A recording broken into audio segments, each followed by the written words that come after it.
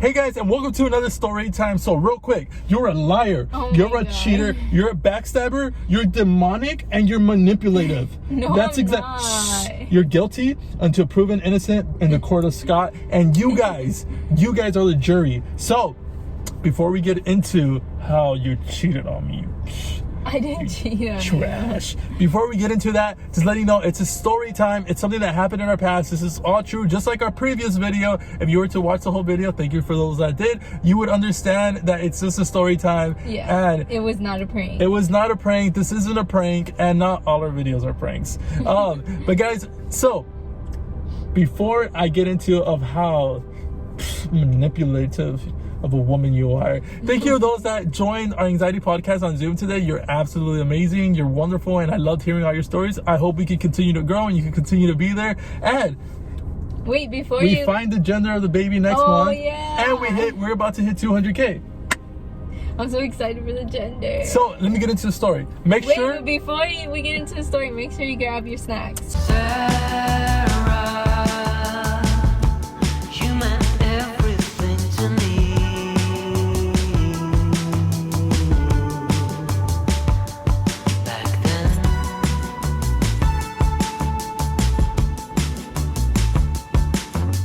So let me go ahead and start in it. I hate you. I hate for everything you put me through. I hate for the damage you caused to my heart, for the damage you made me tear up and just cry nonstop for days.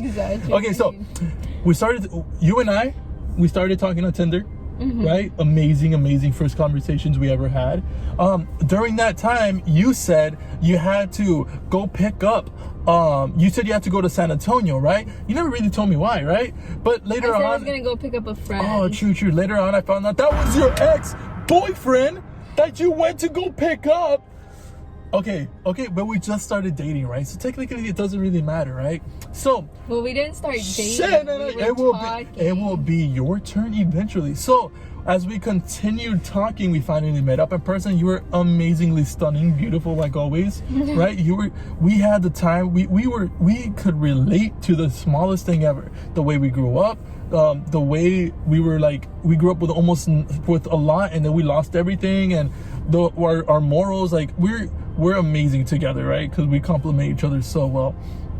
But we had our first trip to the zoo, and that's when you told me you started falling for me.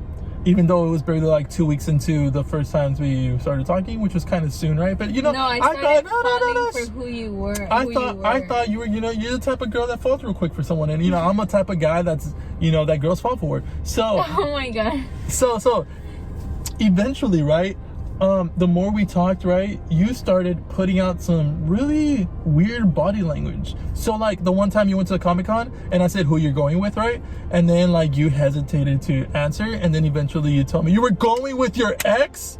And I'm like, all right, cool, cool. It's whatever, right? It's whatever. I kind of like ghosted her a bit because I thought it was like really messed up. So as time went by, I forgave you for going with him, and you said you weren't talking to him no more and blah, blah, blah. But I never knew what he looked like. And I started realizing some random guy started dropping you off at my place and picking you up, and you would never let me drop you off at your place. Never. You would never let me pick you up at your place either.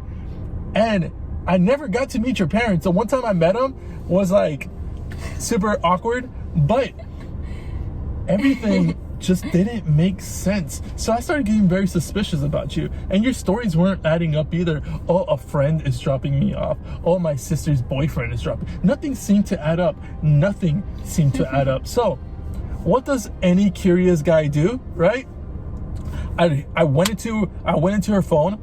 I turned on the location on her Snapchat, and I started snooping through your phone when you were sleeping. How did I find out the password? You might ask. Well, when somebody's next to you, all you got to do is like just you're so and I found out the password to your phone. So I found something very interesting. So when we were dating, there's this one time, right?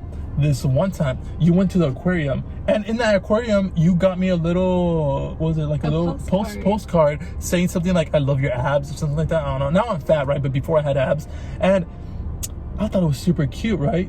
But you said that you went with your sisters. But when I went into your phone, I saw some messages of a guy, And then that guy, maybe the messages weren't were like whatever, but his Facebook profile had a picture of you, him, and Jaden at the aquarium, and it turned out to be your ex. You went with your ex to the aquarium when we were officially dating. I went with your son, sisters. and till that day, I still hadn't met Jaden. I still hadn't met him. So guys, let me tell you something here, right? So I got his Facebook. I messaged him, and I was like, "Hey, what's up, bro? Out of curiosity, do you know this girl named Haiti?" He's like, "Oh yeah, she's my ex-girlfriend, and I live with her." You what? What? So it turned out that you two were living together at your parents' house. What the fuck? So I was completely mind blown, right? I was like, what the hell's going on? So then don't say a single word, you demonic woman. So then what ended up happening was I told him, like, hey bro, you know what? Like, he's like, oh my god, it's because I love her so much and she's like the greatest girl that has ever entered my life, and like I want to continue to be with her, but you're in the way and it's okay, I respect her. I'm like, bro, I'll get out of your hair and I'll never talk to her again in your life if you just like tell me everything about you guys. Like, since what about you guys when we were dating, right? And then he's like, well, we never really did anything, right? But like, I mean, we live together and we're here, and like I always drop her off at your place and whatnot, but I love her so much and she knows I love her, but she's like kind of into you, but like, well, I really want to get back with her. So I confronted you about your lying, manipulative ways. And at first you denied it all. She denied everything. Absolutely everything. But eventually, after I sent you the screenshots, you Missy, confirmed it all. That it was true. And then you came over to my place and you were crying so much and you're like, give me another chance, I want to be with you forever. And I just kicked you out. I kicked you out and I didn't speak to you. And then eventually she sent me like a poster card, a gift, a little thing through the mail for Thanksgiving. And then like a week later we started talking again. But that was the time she cheated on me and she broke my heart. I didn't cheat on you. Okay, that's my part of the story. Okay, so my part of the story is that I did date this guy. I knew it! Wait, I dated this guy way before Scott. It was after I had gotten out of my 5-year marriage. So I was vulnerable. I ended up dating the first guy that came into my life, which was my best friend from like childhood. He was fucking ugly. Wait. So it was a childhood friend, and I was like, you know what, whatever, like I'm gonna give him a try. And then you tried him, all babe, right. It's my turn. So we dated for a while, and then he ended up ghosting me. And I got super depressed. I was super upset. So I moved in with my mom, and then I finally got over my depression and I started going out, and then I went on Tinder and I met the love of my life. You used me. Babe, I met the love of my life, but then this guy decided that he wanted to come back into my life after ghosting me for like months. So he's like, oh, can I see you and blah blah, and I'm like, he's like, I want to explain what happened, and I'm like, okay, whatever. So I went to San Antonio, we met up. He explained what happened. He wanted my forgiveness, blah blah. And I told him, okay, whatever, like, you know, it doesn't matter anymore, like I just want to move on. So then, babe, stop. He ended up going back to where he was from, and I came back, well, to Laredo with my sisters, because we only went for like a day. And then a few months later, not even a few months, like a few weeks later, he ended up moving to Laredo without my permission. Like, he just came and he talked, babe, stop.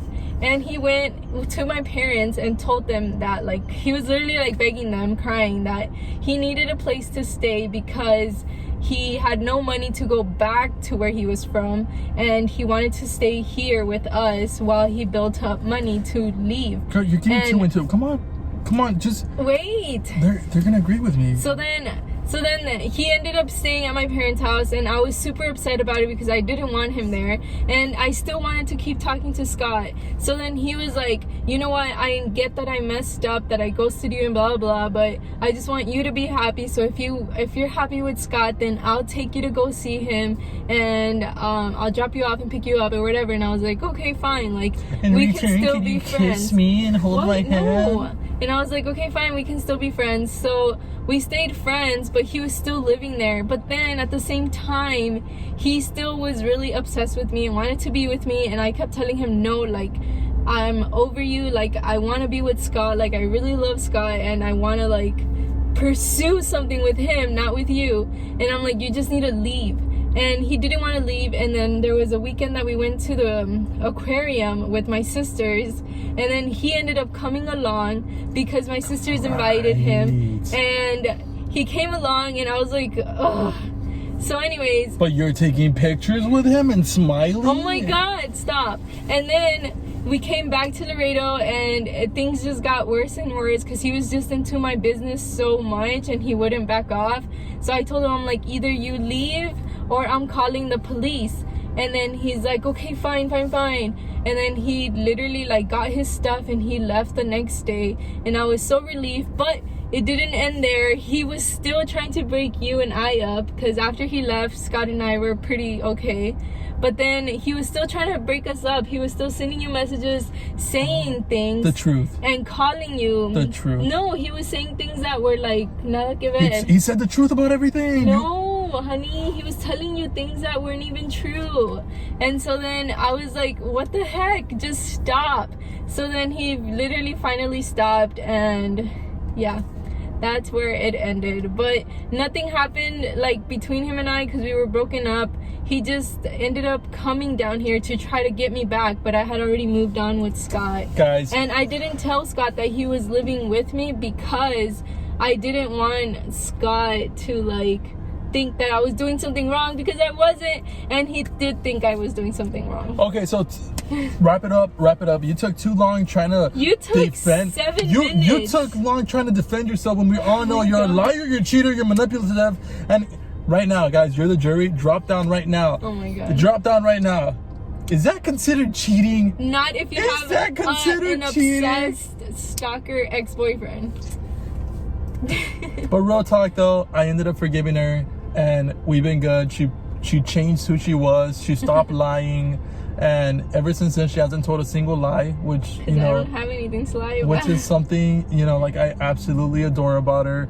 But she's still a liar, she's still a cheater. Oh my god. Nah, I'm kidding. Guys, I hope you like the story time. Go ahead and drop down in the comments down right below if she's a liar, if I should break up with her, should I not be with her no more, you know. This was a long time ago, by the way, like 3 years ago. Guys, thank you so much for watching. We have the 200,000 celebration. We're trying to figure out something to do with you guys. We can't wait. And the gender reveal. And we got the coming gender up. reveal. And also, I can finally I finished finally editing the most amazing never done before prank, and you guys will see that tomorrow. Anyways, guys, thank you so much. Thank you for joining us on Storytime, and we'll catch you guys in tomorrow's video. Bye.